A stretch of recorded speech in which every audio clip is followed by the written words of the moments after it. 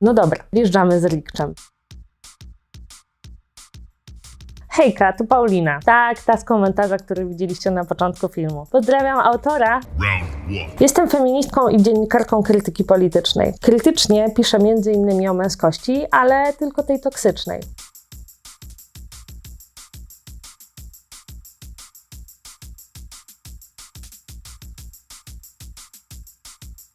Prawicowi konserwatyści mówią, że patriarchat nie istnieje, że wymyśliły go feministki, które chcą wykastrować facetów i oczywiście odebrać im prawa. Patriarchat nie tylko istnieje, ale krzywdzi wszystkich. Tak samo kobiety, jak i mężczyzn.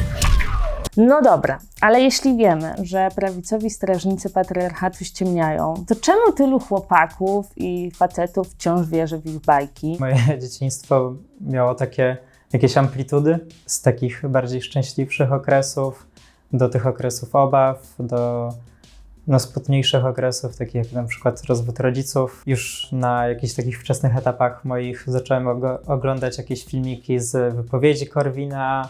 And of course, women must earn less than men because they are weaker, they are smaller, they are less intelligent, and they must earn less. That's all. I w zasadzie od takiego 13 roku życia już tam byłem traktowany w sumie bardzo poważnie. W tym okresie zawsze się kłóciłem z nauczycielami, zwłaszcza z moją nauczycielką polskiego. Czy to kwestie feminizmu, czy o to, że nie powinniśmy mieć demokracji w Polsce. Round 2, fight. Bell Hooks.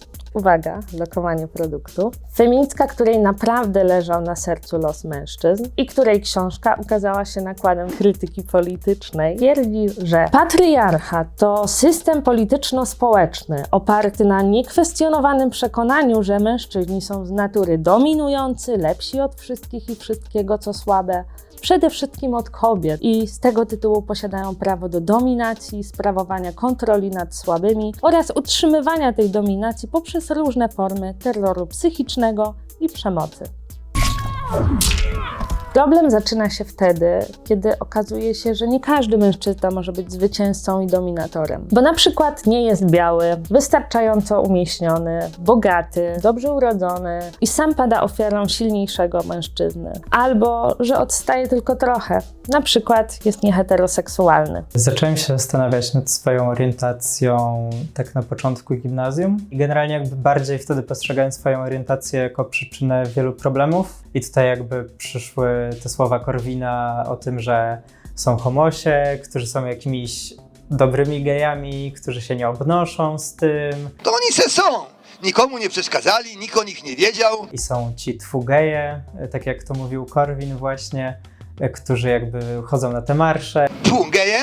Przez jakiś czas myślałem o tym, żeby powiedzieć o mojej orientacji, ale nigdy się na to nie odważyłem. Zawsze się bałem tej stygmatyzacji z ich strony, odrzucenia. Bell Hooks pisze, że patriarchat wymaga od chłopców, by byli emocjonalnymi kalekami. Zdolnymi zabijać i strzelać, ale nie czuć, kochać i opiekować się innymi.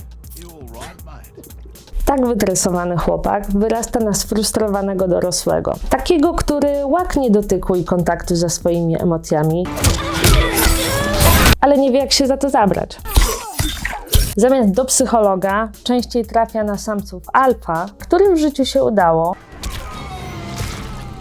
którzy przekonują go, że faceci są okradani z praw, przywilejów, pracy i wszelkich zasobów. Oczywiście przez dążące do równości kobiety, osoby queerowe albo imigrantów. Chodziłem na spotkania, które były tak co 2 tygodnie, na które woziła mnie moja mama. Zacząłem o wiele problemów oskarżać osoby innej narodowości, typu właśnie, że nie ma pracy w Polsce, no to przecież jest wina czy Ukraińców, czy generalnie osób ze wschodu. Czemu sądziłem, że matki z dziećmi mogą jakkolwiek zagrozić mojej cywilizacji? Final round, fight. Państwa, w których władzę sprawują kobiety nastawione na opiekuńczość i współpracę, radziły sobie lepiej z ekspansją koronawirusa. Jacinda czy Jacinda? Świetnym przykładem jest Nowa Zelandia i polityka Jacindy Ardern. Feministki dążą do stworzenia świata, w którym można być kim się chce, kochać kogo się chce, tworzyć udane relacje bez przemocy, nadużyć i ciągłego udowadniania sobie czegoś. Ale tego prawicowcy zapatrzeni w kapitalizm i patriarchat wam nie powiedzą, bo robią was w wała i masakrują prawdziwym fatality, po którym trudno się pozbierać.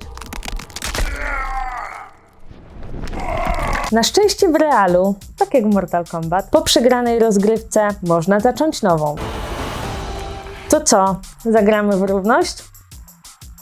Zacząłem się orientować, że to środowisko, w którym jestem, nie jest dla mnie zdrowe. Wtedy na długi czas w ogóle przestałem się interesować polityką. Iskrą do działania było dla mnie powstanie Wiosny Biedronia i zacząłem poznawać inne osoby właśnie z tego środowiska.